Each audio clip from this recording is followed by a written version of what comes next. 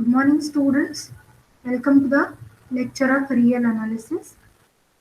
In the last lecture, we have seen a new concept of sum, that is Riemann sum, and we have seen how this Riemann sum is being defined and is equivalent to the first definition of integrability.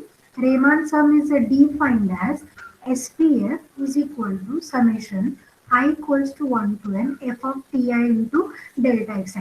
Therefore, if we observe the difference from the previous two sums, the only change is in upper sum, the suprema of the function in ith subinterval capital Mi is used, that of in lower sum, infima of the function in the ith subinterval small mi is used, but knowing the fact these two values capital Mi and small mi are not necessarily the function values always, therefore these two values are replaced by the function value f of ti, where ti is an arbitrary point in the ith subinterval, that is it lies between xi minus 1 to xi. That is ti may take the value xi minus 1, or it may take the value xi, or the value in between also. Okay, this is called as the Riemann sum. Over here we have seen how the sum is going to work geometrically, okay, with the help of this simple example.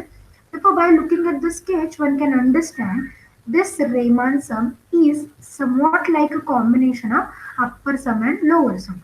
Because looking at the sketch, we can easily observe some part of the shaded region is above the curve and some part of the shaded region is below the curve. Okay, and as we go on increasing the number of points in the given partition, that is as we refine the given partition, then the region which is above the curve will come towards the curve.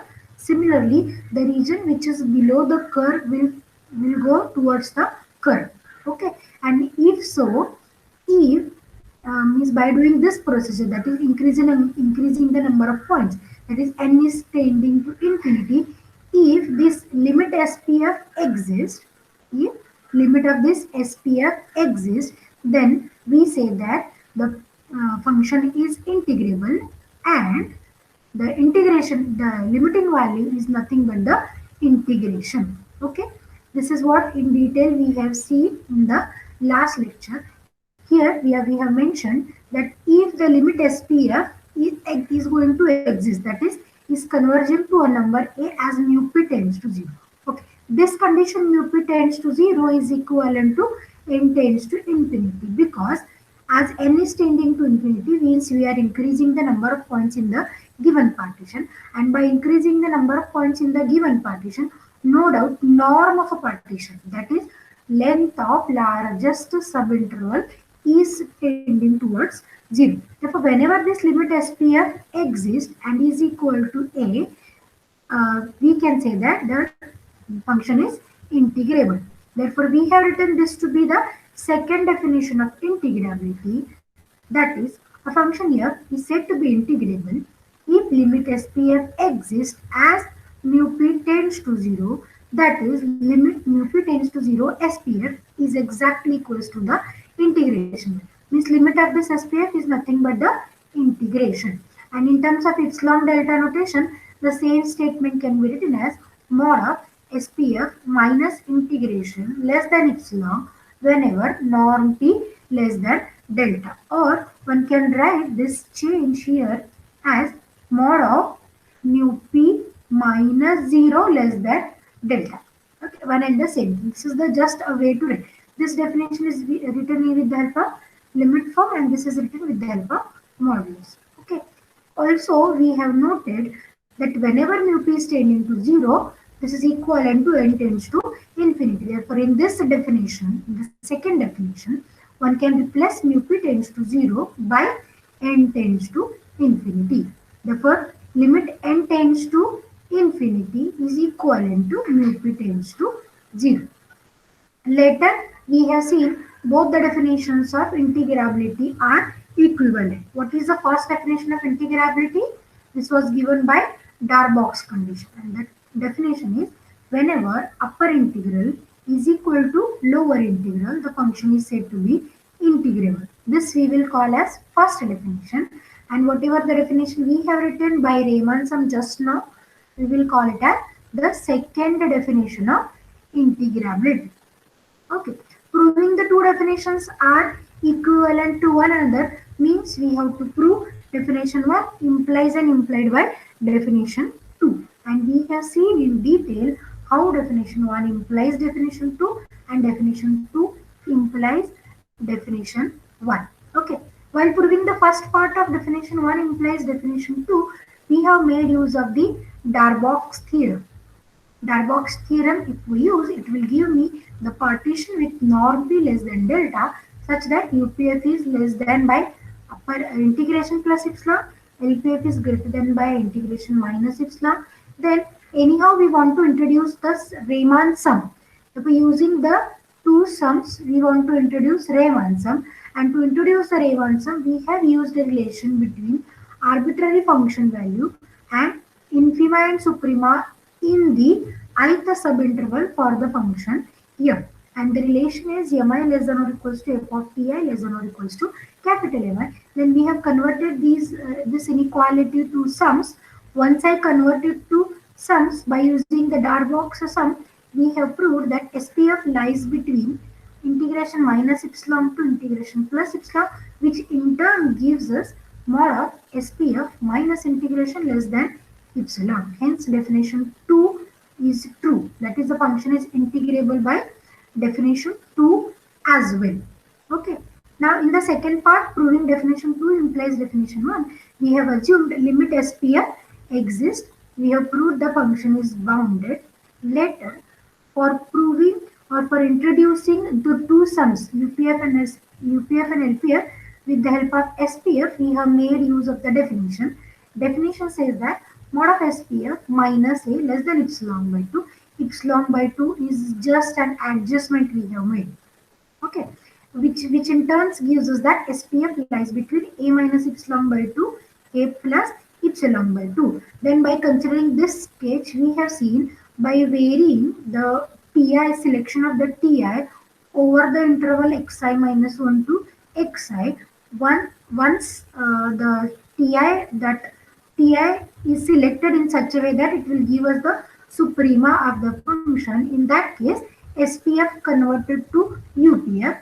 Secondly, varying this Ti over the ith subinterval, and Ti is being selected in such a way that this f of Ti will give us the minima or the infima of the function. Then this SPF converted to LPF. Then both the values lies between a minus epsilon by 2, a plus epsilon by 2, and with the simple calculations we have proved UPF minus LPF less than epsilon. Actually, with this condition, one can say that the function is integrable, but we have to prove lower integral is equal to upper integral. Then, by using this relation between integrals and the sums, LPF less by lower integral, less by upper integral, less by upper sum, we have easily proved that both the integrals, upper integral is equal to lower integral, which finally gives us the function is integrable by definition 1 also. This is what the part we have seen in the previous lecture. If the part was understood very clearly, then in today's lecture we will go for solving the examples by using the Riemann sums. Okay, shall I move towards the example if you don't have any kind of difficulty? Yes, ma'am. Yes, ma'am. Okay, good. Now I'll just move towards the examples. Now we are going to solve the examples by using the Riemann sum. Previously what we have done, we have solved the examples by using the upper sum and lower sum. Can anyone tell me the steps we have followed while solving the examples?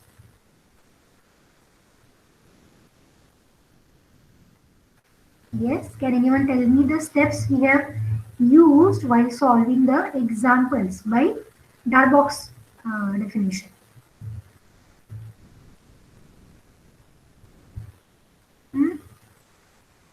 What the steps we have followed?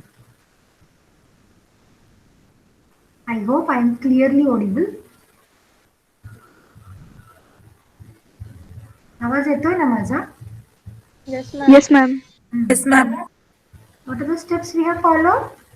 Initially, we have made the partition of the given interval into n equal subintervals, right? Then we have mentioned what are the suprema values, what are the infima values.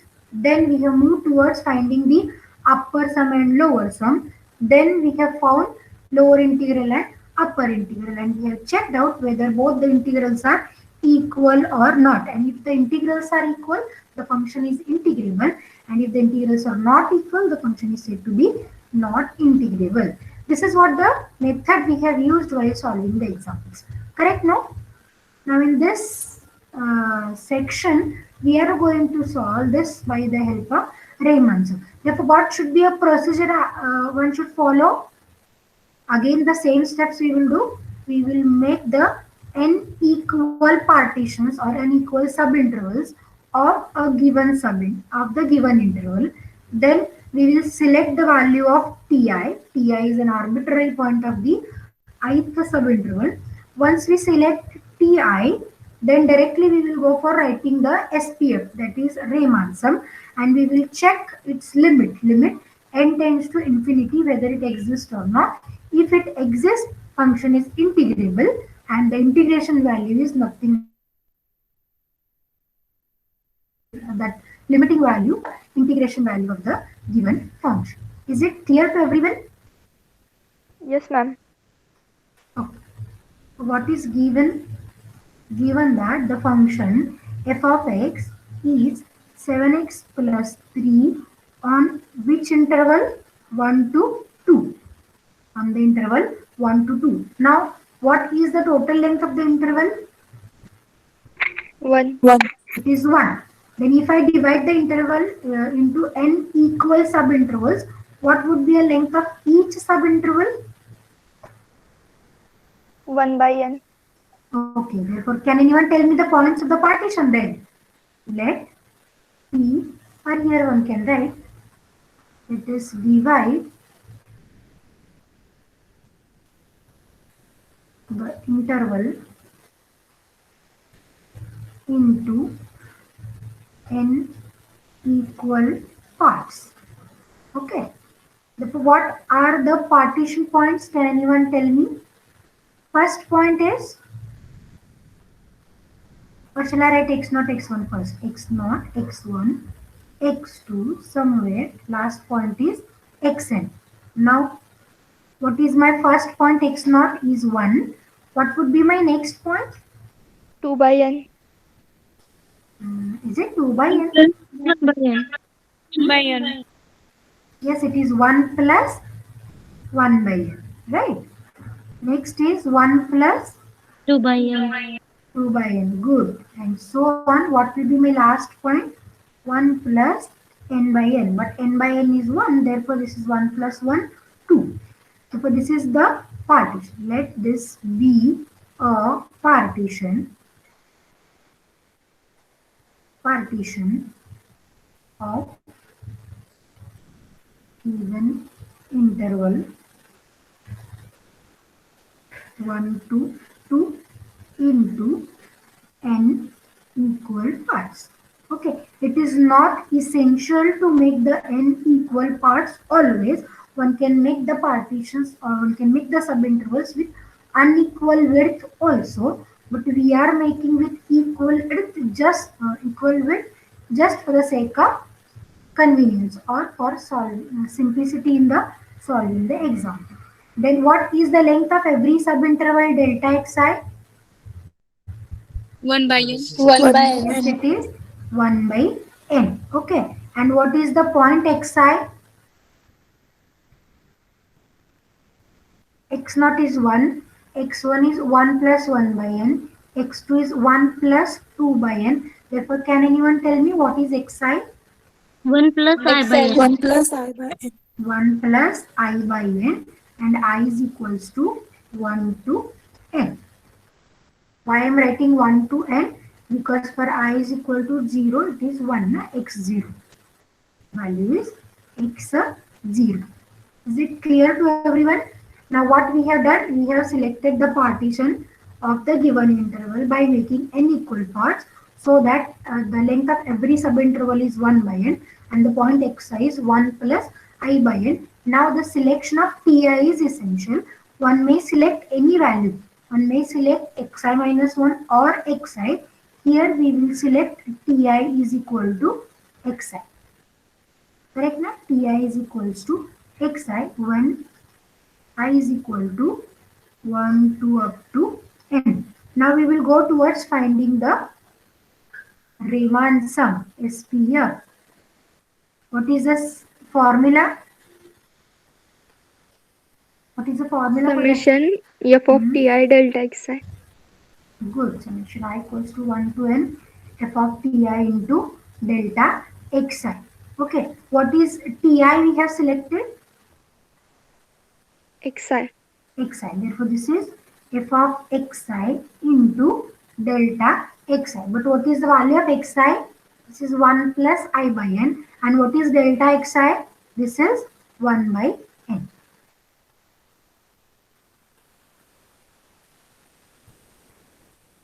Therefore, may I write this is 1 plus f of 1 plus I by n into delta xi is 1 by n. But what is the function under the consideration? This is 7x plus 3. Correct, no? Therefore, what is f of 1 plus I by n? This is 7 times 7 into 1 plus 1 I by plus n plus 3. plus 3. Good. Into 1 by n as it is. Okay.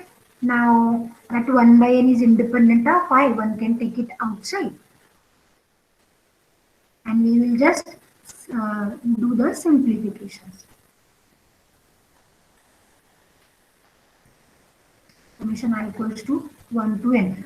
If I multiply by 7 to the bracket, this is 7 plus 7i by n plus 3. And what is 7 plus 3? This is 10. Correct, na? Therefore, this is 10 plus 7i by n. Okay, next step.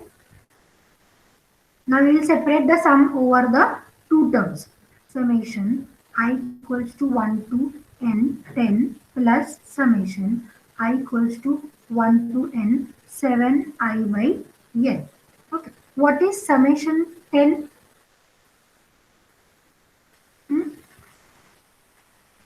How can I find out the summation value? This 1 by n, let me write as it is. May I say 10 is independent of I, therefore let me take it out. Therefore this is summation I equals to 1 to n of 1. Okay. Similarly here also 7 upon n is independent of I. Let me take it out. And this is summation I equals to 1 to n summation I. What is summation 1 value? 1, 1, 1 taken n times. 1 plus 1 taken n times. Correct, no? For how much is the value?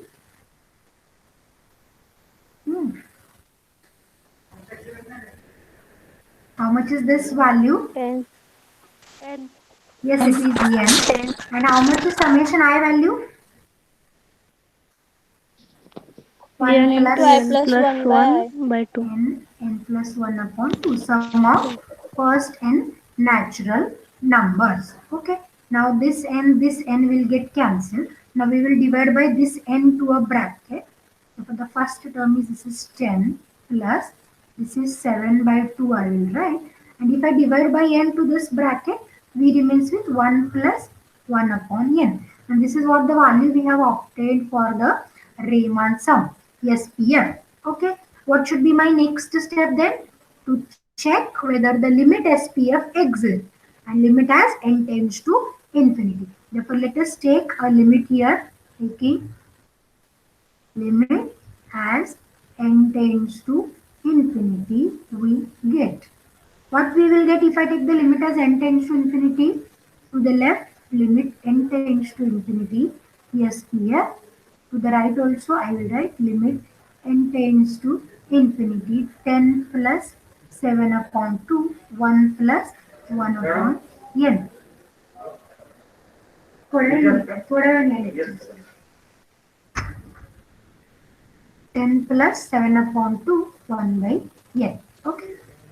Therefore, if I put the limit as n tends to infinity to the right side, what will be a value? This 1 upon n will tend to 0 and we remain with 10 plus 7 upon 2 into 1 plus 0. That is 10 plus 7 upon 2, which in turns gives us 27 upon 2. If what we have obtained, limit n tends to infinity, SPF is equals to 27 upon 2. Therefore, here one can say that limit SPF exists. Therefore, I can write, since the limit exists, the function is integrable. The function is integrable. And what is the value of the integration? Value of 27 by 2. Yes, that is nothing but the limiting value. So here I can write integration 1 to 2. What is my function? Let me write it of x dx. Next step, 7x plus 3. Na?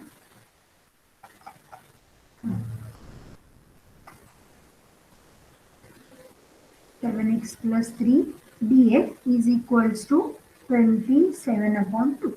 Now one can check it by solving with the direct integration method whether your integration value is correct or not. Okay, may I check this? But this is not a method you are allowed to do. Correct, na? This is only you can make a cross check. Okay, if I want to cross check, what is the limit? What is the integration? 7x plus 3 is 7x square upon 2 plus 3x between the limits 1 to 2. Between the limits 1 to 2. If I put 2 here, what will be the upper limit? 2 square is 4, 4 by 2 is 2, therefore this is 14 plus 3 2s are. Yes, students has to answer this question.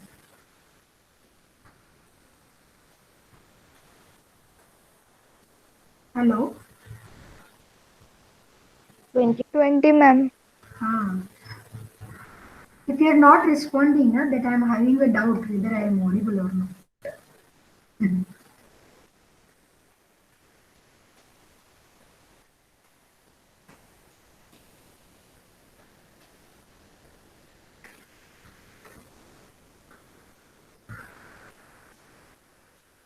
Minus subtracted with the lower limit. 1 I am going to keep here. So this is minus 7 by 2 minus 3. Right.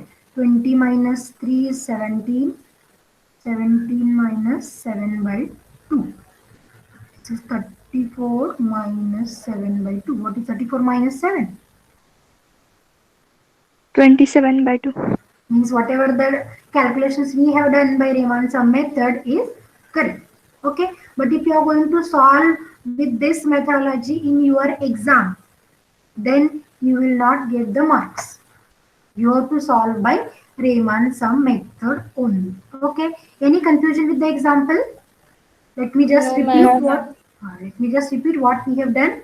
We have made initially the partition in such a way that there will be n equal parts or n equal subintervals. After making n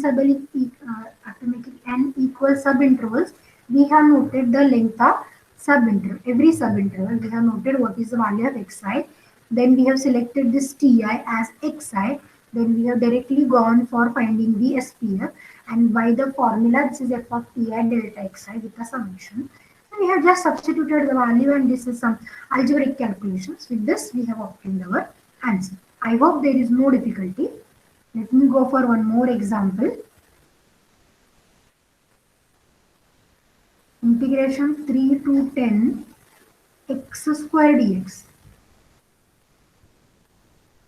What is the function then? This is x square defined on the interval 3 to 10. Okay, initially you have to check whether the function is bounded or not. In the first example also I have forgot. Here whether this function 7x plus 3 is bounded on 1, 2 or not.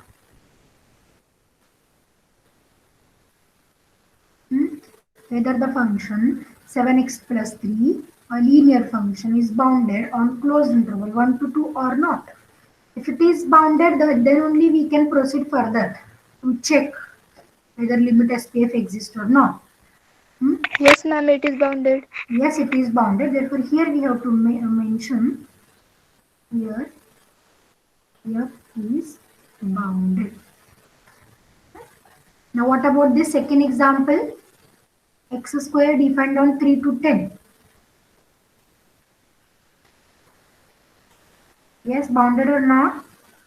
Yes, ma'am, it is bounded. Yes, it is bounded. Correct. This is bounded function on the given interval. Therefore, let us proceed with the similar way. What we are going to do? We are going to make n equal sub-intervals of this interval 3 to 10. Then what will be the partition? What will be the length of the interval, total length of the interval? 7. 7. And if I want to make n equal parts? 7 by n. 7 by n. Therefore, what will be a partition? Let equal to. I'm going to write the partition now. 3 plus. Or here only you can make the delta xi is 10 minus 3 upon n, that is 7 by n. Okay. 7 by n. Therefore, what is my second point? 3. Next point is 3 plus? I by n. No, this is 7 by n, no? 7 into 1 by n rather I will write. Then this is 7 into 2, that is 14 by n, and so on. Correct, na? What is my ith point? 3 plus 7 I by n. Okay, what is my last point? 3 plus 7 n by n. n by n, which is actually 10, na? N by n cancels, 3 plus 7 is 10. Correct, na? This is the partition way. Let this be a partition which divides 3 to 10 into n equal parts. Okay. Now again we will mention delta xi is 7 upon n. What is xi? Ith point of the interval. Oh, sorry, ith point of the partition. This is 3 plus 7 I by n. Okay. Next, what I have to go do? I have to go for finding SPF. Correct, na? Consider. What is SPF? Oh, sorry. Ti I have not selected. What should I select? Ti. Generally, we will select xi, because if I select xi minus 1, no, there will be the calculations will be somewhat lengthy. But I suggest you to select Ti as xi. Okay. What is SPF? Summation I equals to 1 to n f of Pi into delta xi. But Pi, as we have selected xi, this will be f of xi into delta xi. But what is xi? Let me put the values. This is f of 3 plus 7 I by n into delta xi. What is delta xi? Is it 7 by n? Okay, but what is the function under the consideration? This is x square, no? This is x square. So what should be my function value here? 3 plus 7i upon n bracket square. 3 plus 7i upon n bracket square into 7 upon n. This 7 upon n we will take it out because this is independent of I. Let us square up this bracket. Okay, what is the square? This is 9 plus 3 into 7 into 2. 3 sevens are 21, 21 into 2. This is 42 I by n plus square of this is 49 I square by n square. Okay. Here the common mistake students follow putting this I square is equals to 1. This is not the imaginary number I. This is just a parameter we have used to write the summation. Okay. Therefore, don't put this I square as minus 1. You have to run the sum over I square. Okay. Now let us run up the sum over this addition. Let us divide. For the first sum will be summation. Shall I take 9 also out? 9 I equals to 1 to n summation 1 plus. If I take the sum over this term, 42 by n is again independent of I. Therefore, let me write it outside the sum. And this is summation I equals to 1 to n summation I. Added with again the term 49 by n square is independent of I. And I will write summation I equals to 1 to n I square. Okay, if you are having any kind of difficulty while solving the example, you please stop me and ask.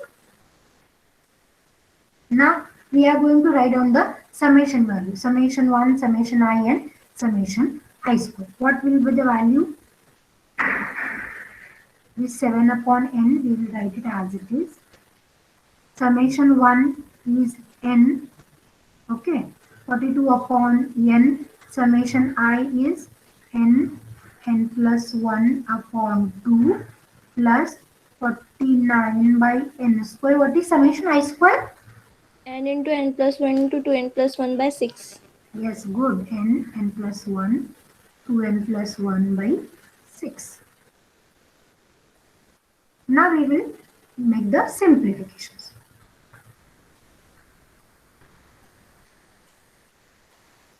Seven upon n. Shall I divide by this n first into the bracket? What will happen? This is 9 plus this n will get cancelled. No. Therefore, this is 42 by n into n plus 1 upon 2 plus this n also will get cancelled. This is 49 by n square n plus 1 2n plus 1 by 6. Now, in the bracket itself, we will divide by this n to n plus 1 and we will divide by n square to first by one n to this bracket by another n to this bracket. What we are getting? 42 by 2, shall I write 21 directly? This is 21.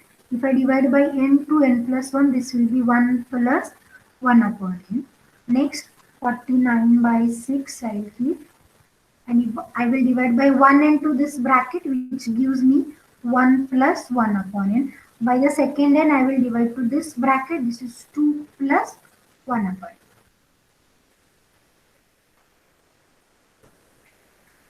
Okay, this is what our SPF value is.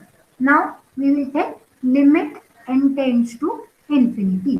Taking, we can simplify further also, but it will be better if I take n tends to infinity, so that this 1 by n will get 0. Taking limit as n tends to infinity, we get. What we will get if I take limit n tends to infinity on both the sides?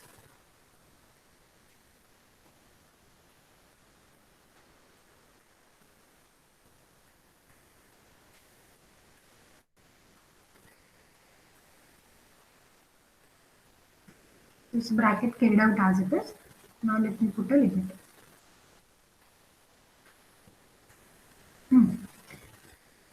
7, there is no disturbance. 9 plus 21 into. Oh, sorry, I should not write limit again. This is 7 plus. Sorry. 7 into 9 plus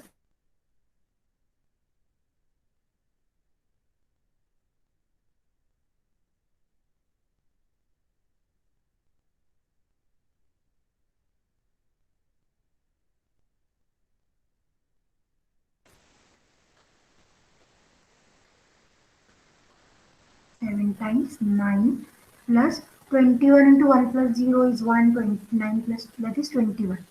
Okay, now this is 1, this is 2.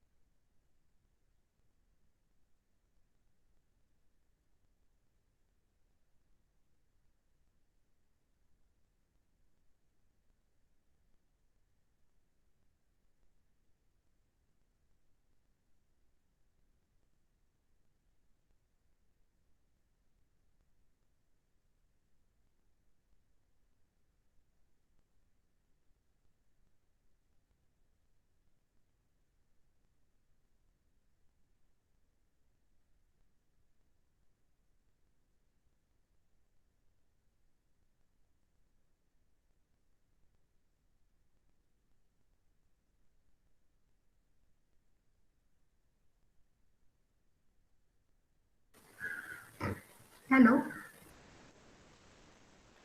Yes, ma'am. हा, येतोय आवाज आता? Yes, ma'am. शेवटचं example घेतलंय आपण. बघा screen. Example दिसलं का शेवटचं? काय सिम्पल कॅल्क्युलेशन्स आहेत, बघून घ्या तुम्ही एकदा. मी शेअर करते नोट्स. ओके. काही अडचण कुणाची? No, ma'am. Oh, ma'am. आणखीन एक एक्झाम्पल घ्यायचं होतं actually.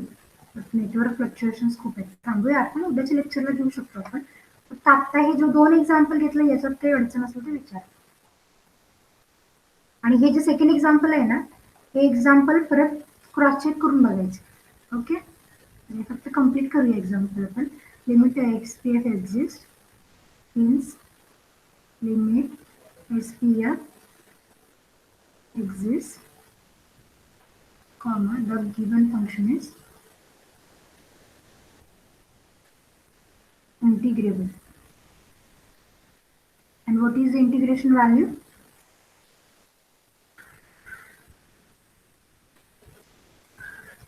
What is the integration value?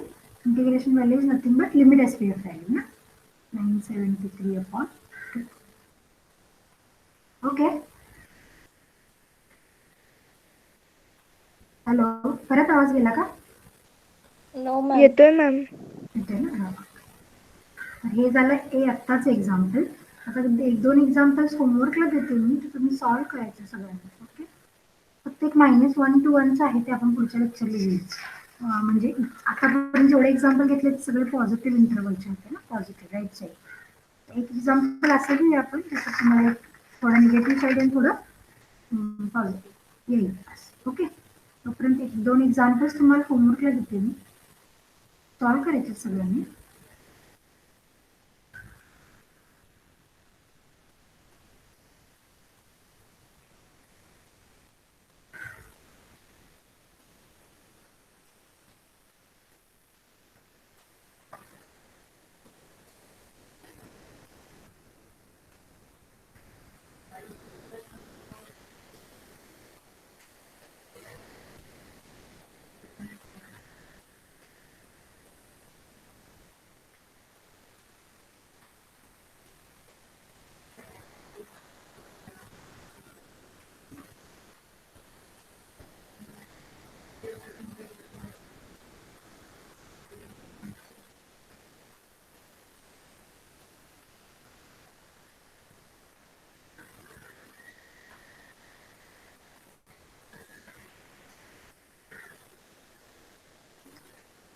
Okay, you should try for these 4 examples and today as today's homework. In the next lecture, we will take another example of modulus function, how to evaluate the integration of a modulus function within the interval -1 to n. That we will take in the next lecture. Any doubt about today's lecture?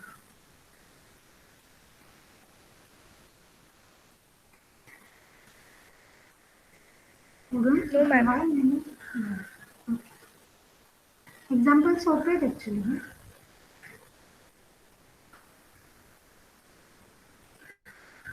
Okay, let us stop for today. In the next lecture, we will take one more example.